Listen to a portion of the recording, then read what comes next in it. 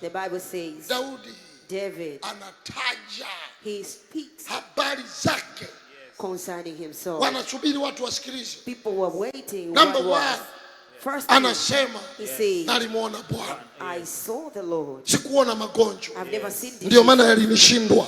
Sikumuona Goliati. Ndio maana nilimshinda. Sikuona maadui.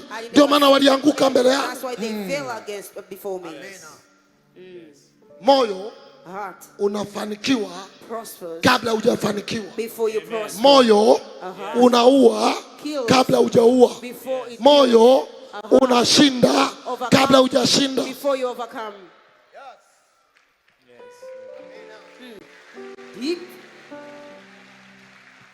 Moyo unapendeza kabla hujapendeza. Moyo unapata kazi kabla hujaitwa kazini. Mambo yote ni rahisi kwake aminie. Hii maana yake nini? Yote yanawezekana kwake aminie. Hii maana yake nini? Kwake apokeaye moyoni.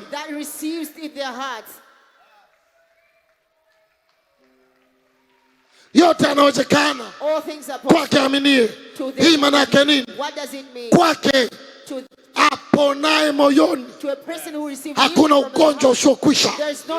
Hakuna ugonjwa usiotoweka.